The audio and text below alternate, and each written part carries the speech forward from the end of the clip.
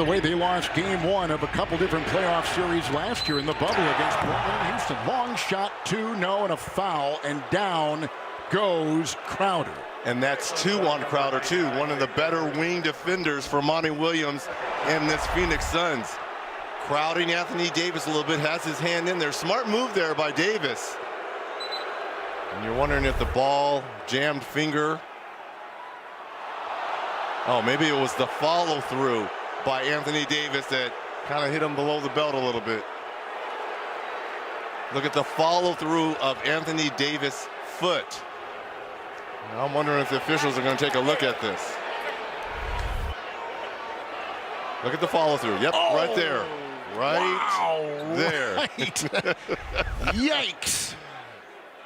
They're going to take a look at it. And this will probably be a technical, because we saw Draymond Green a few years ago. On the floor is a defensive foul on Crowder. The play is under review. I think Zach Zarba. I think the foul will stick, but I think it'll be a technical foul on Anthony Davis. So unintentional. It's unintentional, but this is part of the new rules now too, to protect players. Yeah, there's not a lot of protection down.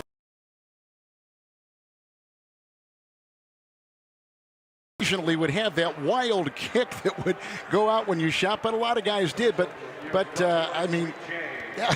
That was bullseye. Wow, right on the kisser. Yep, so to speak. So we're less than a minute into this game 2. Oh yeah, he's still feeling it. Look at that. Well, who wouldn't? I mean, so. But more importantly, he's off the floor now. Those 2 fouls takes him off the floor if you're head coach Monty Williams. Now you probably come in with Cameron Johnson. Crowder's got a couple fouls in about 7 seconds.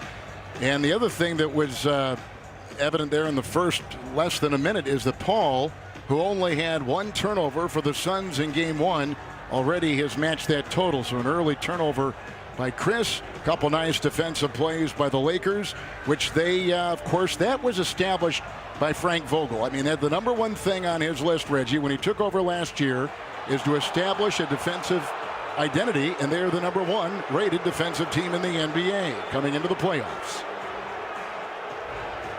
And you're wondering if Monty Williams, he could come in with Torrey Craig, another veteran.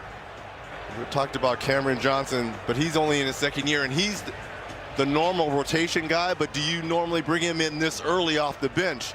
That way, Torrey Craig, if he gets in foul trouble as well, you want to save Cameron Johnson and his ability to shoot the basketball. So a lot of decisions here for Monty Williams, and here's the follow-through kick. Wow, I mean, that's bullseye. That is bullseye.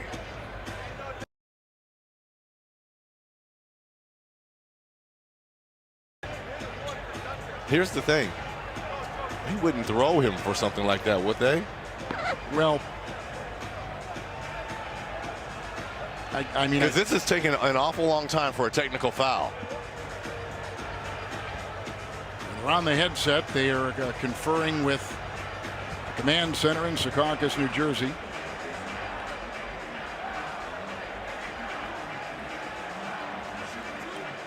Heck of a way to start this game, I'll tell you. The defensive foul on Crowder remains. The ensuing contact by Davis to the groin of Crowder was deemed unnecessary contact, thereby making it a flagrant foul, penalty 1.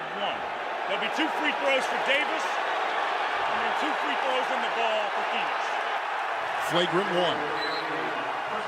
And I'm assuming you agree with it. I do. I do. All right, Jason Phillips is going to join us. And Jason, what did you see? Aside from the obvious about that we play? all saw it, Kev. Yeah, felt it.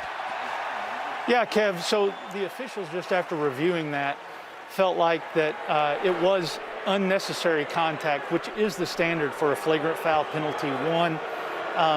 You know, they just felt like that a player has to be responsible, you know, for his actions and his body, and therefore made contact that was unnecessary to Crowder, again, which meets the standard for a flagrant foul, penalty 1 in this case.